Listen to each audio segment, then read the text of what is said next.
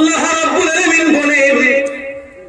একবার যারা মাদ্রাসায় পড়াশোনা করেছে তারা বলতে পারবে যে আয়াতকে সম্বোধন করে বলতে চাই। এই আয়াতে ওই গুনাহগার বান্দার সম্পর্কে বলবে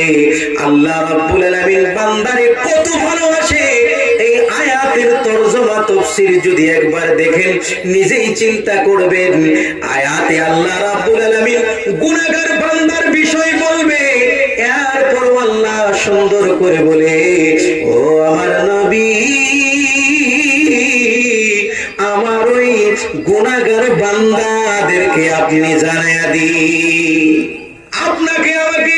যদিও গুনাহগার নিজের বান্দা বলে স্বীকার দিয়েছে, এর চাইতে বড় পাওয়ার আছে? আছে ভাই? আল্লাহ রাব্বুল আলামিন বলেন, ও নবী আপনি বলে দিন আমার ওই গুনাহগার বান্দাদেরকে যারা গুনাহ করছে, নিজের উপর গুনাহ করে আবার বুঝছে, বোঝার পর নিজের উপর জুলুম মজিয়াদাতি করে মনে হয় আমারে আল্লাহ আর মাফ করবে না। আল্লাহ বলে, না না, এ বান্দা আমি আল্লাহ তোদেরকে এত ভালোবাসি, এত ভালোবাসি, আমি আল্লাহ রাব্বুল আলামিন জানায়া দিই তোরা আমার রহমতের চাইতে বঞ্চিত হস নাই। জোরে বলুন না সুবহানাল্লাহ। আমি আল্লাহর রহমতের হইতে বঞ্চিত হস নাই রে বান্দা। তুই যদি গুনাহ করছিস, পাহাড় সমতুল্য গুনাহ করেছিস, সাগর সমতুল্য গুনাহ করেছিস, আমার কাছে যদি গভীর রাত্রে যদি আইসা আমার কাছে কান্নাকাটি করিস, তোর যত বড় গুনাহ হোক না কেন আমি আল্লাহ তামাম গুনাহগুলোরে মাফ করে দিয়া মাসুম বানায়া দেব। আল্লাহ রাব্বুল আলামিন বলেন, আমার কোন বান্দা যদি গুনাহ করেছে, গুনার সে উপলব্ধি করতেছে যে আমি গুনাহগার, আমি অনেক পাপ করে ফেলছি, আল্লাহ বলে, ও বান্দা কুরআনুল কারীম দিয়ে তোমাদেরকে শিখায়া দিছি,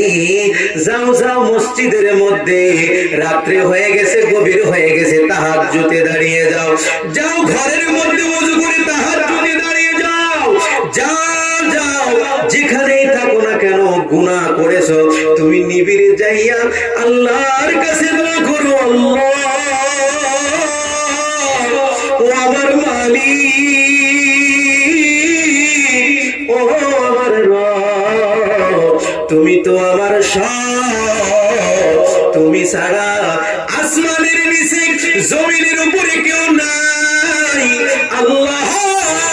ও আমাদের মালিক, আমি যে গুনাহ করেছি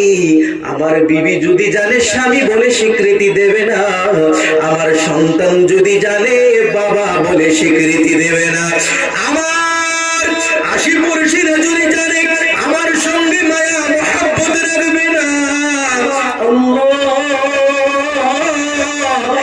এরপরও তোমার পানি বন্ধ করো নাই, এরপরও তোমার রহমত বন্ধ করো নাই, এরপরও তোমার করুণা বন্ধ করো নাই, হাওয়া বন্ধ করো নাই, এবার আমি অনুশোচনা করেছি, বুঝছি মাওলা, তুমি তাকায় দেখো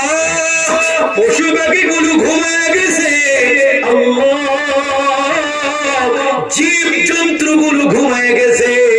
দুনিয়ার তামাম মানুষগুলো ঘুমায় গেছে, আল্লাহ নিরান জঙ্গলে বসে,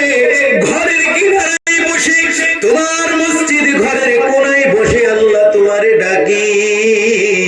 তুমি তো মাফ করনে ওয়ালা জাত, আমার জীবনের গুনাহগুলোরে মাফ করে দাও।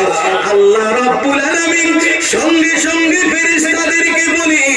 এ ফেরেশতারা রে, তোরা না বলছিলি মানব জাতকে বানানো যাইবে না কাটাকাটি হানাহানি করে, দেখ আমার বান্দার গুণ আছে, গুনাহ করে সে অনুশোচনা করেছে, আমার কাছে গুনাহ স্বীকৃতি করে ক্ষমা চায়, আমি আল্লাহ এত দয়ালু, আমি আল্লাহ এত দয়ালু, থাকতে পারলাম না, আমার বান্দার জীবনের গুনাহগুলোরে মাফ করে দিলাম।